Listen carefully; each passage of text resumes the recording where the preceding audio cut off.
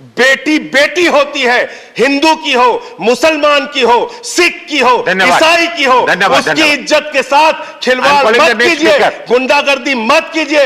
आप तय करने वाले कोई नहीं होते कौन क्या पहनेगा, कौन क्या खाएगा, कौन क्या कैसे रहेगा, कौन। Jafar Islam, I am sorry. खाओ डिजिटल, गाओ डिजिटल, देश का बैंड बजाओ डिजिटल, रुपया डिजिटल, बैंक भी डिजिटल और सेना का टैंक भी डिजिटल। बच्चे पाए डिजिटल शिक्षा और फिर मांगे डिजिटल भिक्षा।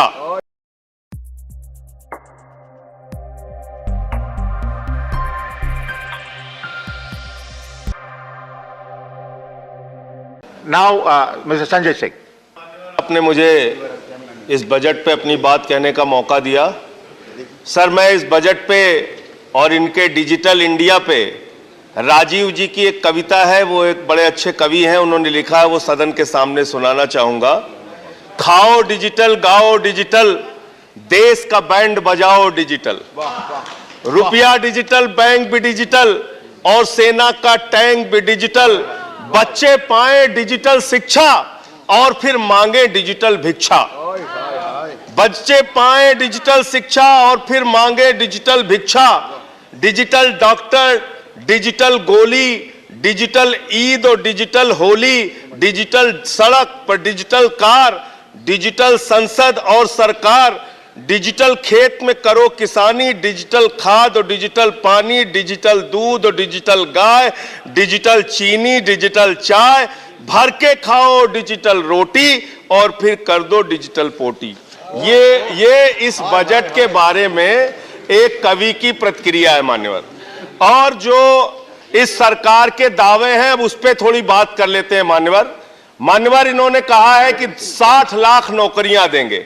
मैं पूछना चाहता हूं, आपने तो स्वयं स्वीकार कर लिया, पहले तो आप 2-2 करोड़ करके लोगों को मूर्ख बनाते रहे और अब आप खुद स्वीकार कर रहे हैं कि 2 करोड़ आपके बस की नहीं है। अब आप 60 लाख नौकरियां देने की बात कह रहे हैं। और आप नौकरियां कैसे दे रहे हैं नौजवानों को मान्यवर?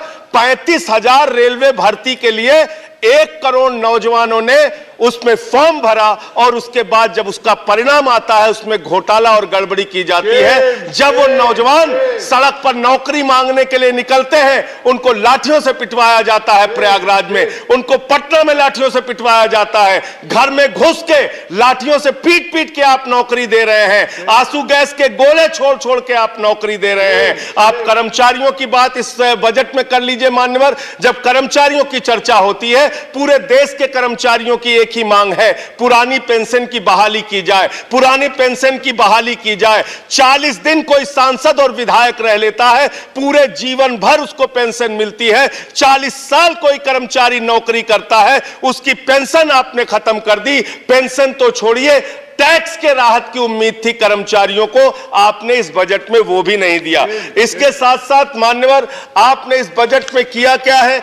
22 तक सबको घर देने की आपकी योजना थी। वो 22 तक घर देने की योजना भी पूरी तरीके से जमीन पर उतर के नहीं आई, वो भी फेल साबित हुई। जब आपसे पूछा जाता है सरकार की उपलब्धि क्या है, सरकार की आमदनी क्या है, आप सीना ठोक के कहते हैं अरे हमने तो आमदनी बढ़ा दी, देश का एयरपोर्ट बेच दिया। फिर आपसे पूछा जाता है कुछ आमदनी बढ़ी क्या सरकार की, कहते हैं हाँ बिल्कुल बढ़ा दी, Steel Authority of India Limited बेच दिया, कोल इंडिया बेच दिया, बीपीसीएल बेच दिया, एलआईसी बेच दिया, बैंक बेच दिया, पोर्ट बेच दिया, सब कुछ बेचने का काम किया। ये आपका मेक इन इंडिया है, ये आपका डिजिटल इंडिया है। मानवर, मैं खत्म कर रहा हूं मानवर। मैं मनरेगा की आप बड़ी पीठ थपथपाते हैं अपनी, मनरेगा की चर्चा बहुत होती है। मनरेगा का बजट आपने खत्म कर दिया, खाद की सब्सिडी आपने कम कर दी। इसका मतलब जो गरीबों को अन्न देने की योजना है वो भी योजना एकमात्र आपकी दिखावा है और मार्च के बाद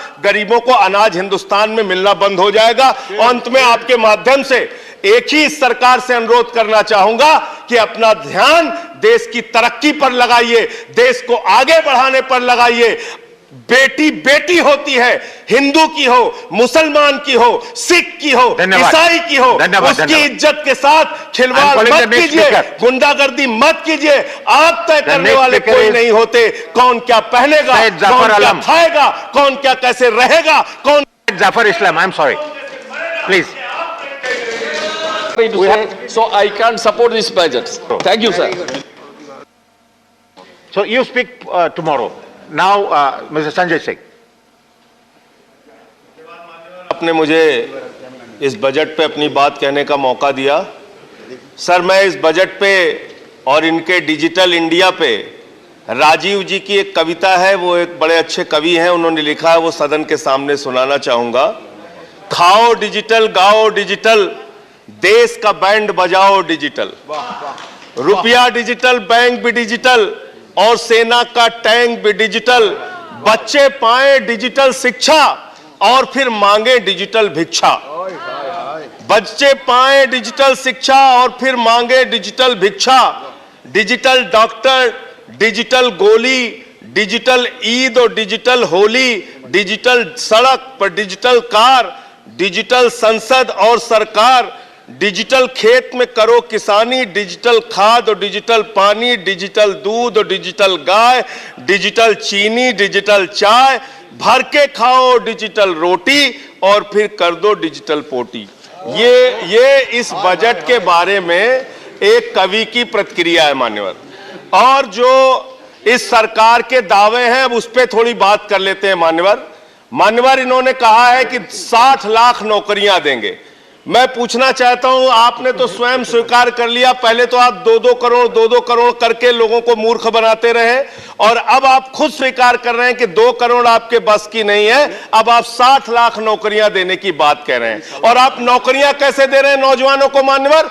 35,000 रेलवे भर्ती के लिए 1 करोड़ नौजवानों ने उसमें फॉर्म भरा और उसके बाद जब उसका परिणाम आता है उसमें घोटाला और गड़बड़ी की जाती है। जब वो नौजवान सड़क पर नौकरी मांगने के लिए निकलते हैं उनको लाठियों से पिटवाया जाता है प्रयागराज में, उनको पटना में लाठियों से पिटवाया जाता है, घर में घुस के लाठियों से पीट पीट के आप नौकरी दे रहे हैं, आंसू गैस के गोले छोड़ छोड़ के आप नौकरी दे रहे हैं। आप कर्मचारियों की बात इस बजट में कर लीजिए मान्यवर। जब कर्मचारियों की चर्चा होती है, पूरे देश के कर्मचारियों की एक ही मांग है, पुरानी पेंशन की बहाली की जाए, पुरानी पेंशन की बहाली की जाए। 40 दिन कोई सांसद और विधायक रह लेता है, पूरे जीवन भर उसको पेंशन मिलती है। 40 साल कोई कर्मचारी नौकरी करता है, उसकी पेंशन आपने खत्म कर दी। पेंशन तो छोड़िए, टैक्स के राहत की उम्मीद थी कर्मचारियों को, आपने इस बजट में वो भी नहीं दिया।